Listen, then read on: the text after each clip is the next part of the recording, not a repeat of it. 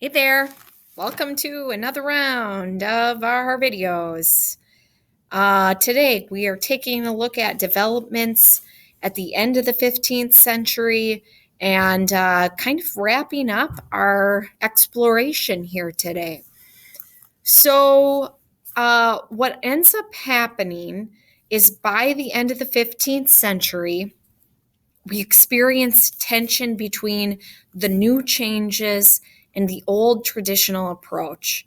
So remember we had talked about how what makes the Renaissance is the idea of rebirth of Greece and Rome. And remember, Greece and early Rome were without Christianity. It didn't exist in those time periods. Eventually, Rome still was an empire when Christianity came about. But overall, the culture of the classical era was one that did not even have the understanding of Christ and all the things that came with him. Okay. Also, the Renaissance is a time of classical ideals in that value is placed on man, not God. And so what ends up happening is culture comes to a conflict between the classical supporters and the people who valued humanism against the church and against Christianity. And this is just one of many conflicts that's going to start happening in the next centuries. So Florence, as the hub of the rebirth of classicism, becomes this turbulent place. We've talked about all of these people who had their home in Florence. We had Pico della Mirandola, Ficino, the Neoplatonist, the Medici family themselves, Erasmus. Now, we're not getting outside of Florence here, but Erasmus was a scholar and a humanist who still was Christian, but was satirical about the Christian church and criticized it a lot. And he was one of the big leaders into what led into the Reformation. So while he was Christian, nobody probably flagged him as a hero for the Christian cause. We also had the printing press and Gutenberg making available the Bible and other texts so that people could actually read it themselves. So all of these movements in humanism, plus all of this other stuff happening in the region and just Europe in general, conflicts led to kind of a boiling point. Remember, we talked about with Machiavelli that, or we will talk about him if we haven't already. Machiavelli wanted Florence to be its own territory without these French armies coming in, and so there was conflict there. We have a couple of monks who really criticized all the efforts happening in this era, the classical rebirth. Savonarola is one that you read about especially, and his bonfires of the vanities, where he just burned works of art and other valuable humanistic things because he saw it as vanity and sinful and prideful and against respect for God. And then the Medici family lost its power too, especially after Lorenzo died. The golden era of the Medici family ended. And so this is a time of conflict, to be sure. Now, some beauty that comes out of this time, we've studied Michelangelo, and so here we can see his creation of David, super popular piece. This is just one of many images that went up in the Sistine Chapel in the ceiling there. This was commissioned in 1506, but I just like to link this to show you the developments that are happening, kind of tugging us a little bit in both directions. Christian influence, obviously, with the creation of Adam. You can see Adam over here gaining his freedom from his creator, God over here, and the idea of Adam being on earth now to begin. But this is no basic Adam here. This is a definitely a classical style because you can see the attention to detail, the anatomy, the use of chiaroscuro, all to add this exceptional human form. Some details about this. This was a very difficult task. We've talked a little bit about Il Papa Terribile, Pope Julius II. He commissioned Michelangelo to do this fresco. And just to give you a feel, this is 5,800 square feet. That's about two of my houses, or about 5 of my first houses. Like, this is huge. And that's just the ceiling. It's 70 feet above the floor, and the ceiling is curved and vaulted. So this was not an easy task. Scaffolding got Michelangelo up to the ceiling, and he's painting on wet plaster, because that's what fresco is, paint on wet plaster.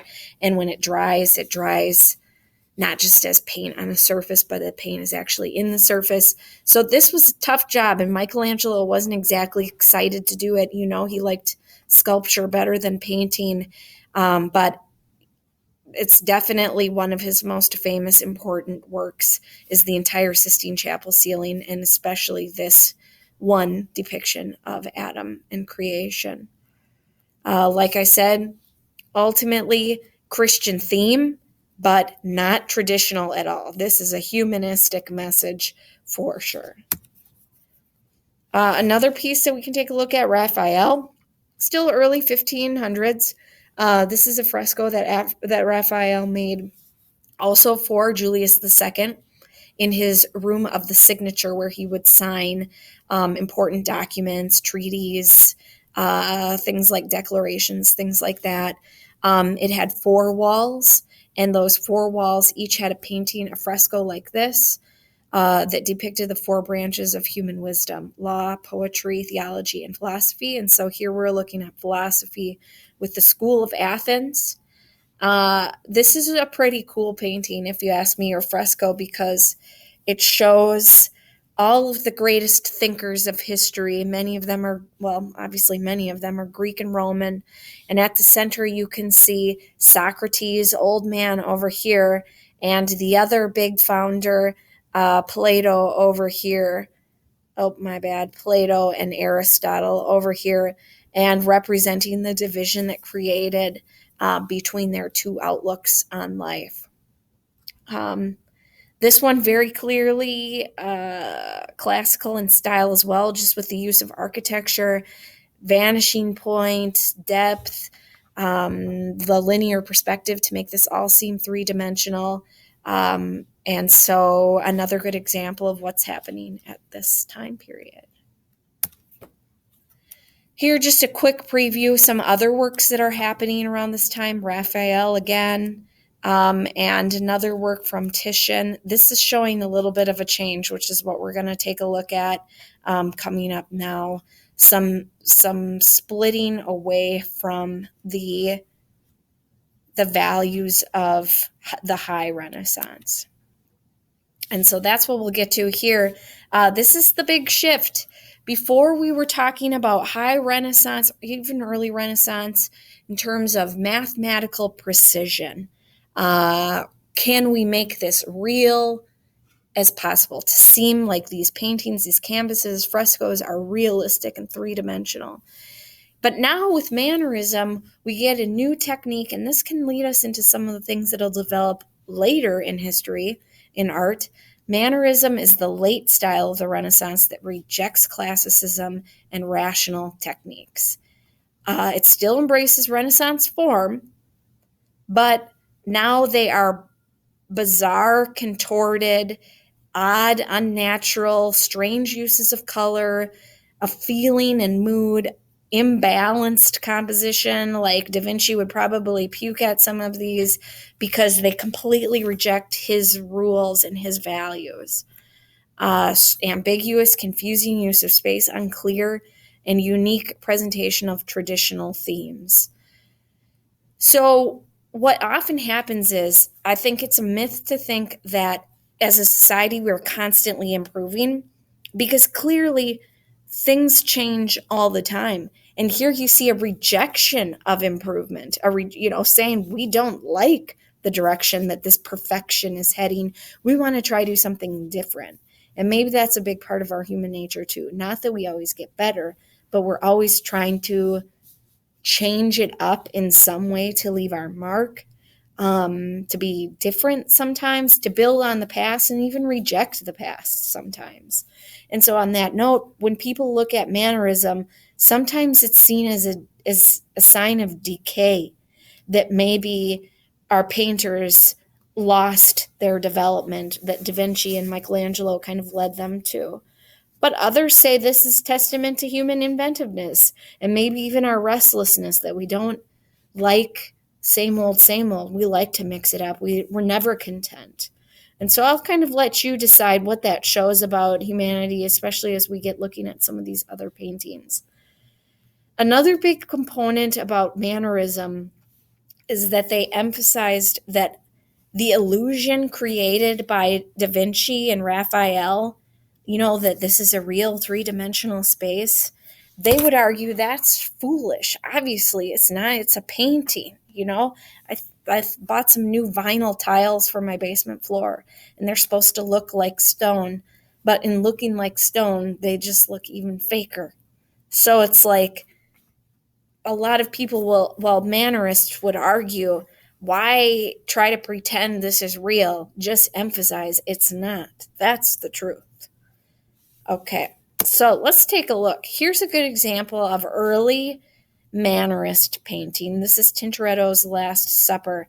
Way different from the Last Supper we saw with Da Vinci. So put Da Vinci in your mind. Beautiful. You love it. You said you love it. Linear perspective, vanishing point, sfumato, not even chiaroscuro, right?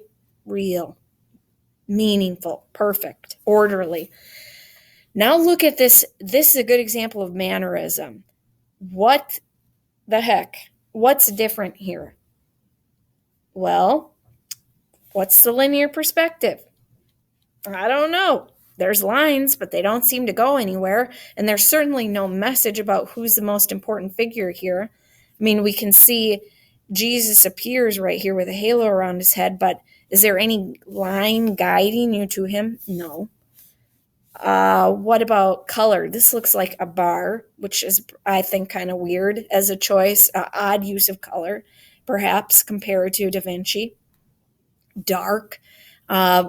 Mannerists really like to play with color and light, by the way, so I think you could see that here. Strange use of color.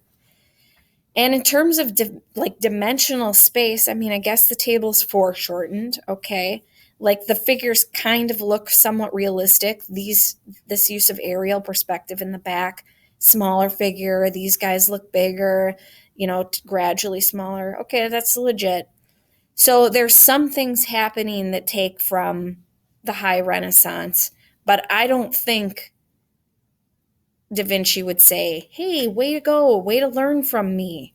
I don't think he would argue that at all. It's clearly different than what he was striving to do. And I think this is our final one. This one is another great example of mannerism. This is Pontormo's Deposition or Descent from the Cross. So where's our central figure? Descent from the cross. This must be Jesus descending from the cross after he's died from hanging, being crucified on it. Well, where is he? Where's the linear perspective to guide our eye to him? Where's the use of anything to distinguish him from this pile of people? Where's the organization? Oh, I don't know. Well, obviously, when you take a look, you can see Jesus is here. But again, Da Vinci would probably say, oh my gosh, this is a mess. Where's the order? Where's the organization? Where are any of the tools that I gave you guys? He might probably complain too about the bizarre use of colors, like pinks and blues, maybe a little weird. So all of these things, frustrating to a traditionalist, to a classical style, I don't know what I'm doing here. Probably frustrating to somebody who loves the classical style, but perhaps refreshing, and even, new emphasis on emotion and the mess that humanity is left with without Jesus present on earth. I mean, you could argue this is a step above Da Vinci in terms of emotional uh, impact. Maybe, I don't know, but certainly different. That's the main thing I want to take. Mannerism is a big step away from what we were seeing with the realism of the Renaissance and the classical style. So that is all I have for you. I appreciate you taking your time out of your day to watch, and I hope that you have a great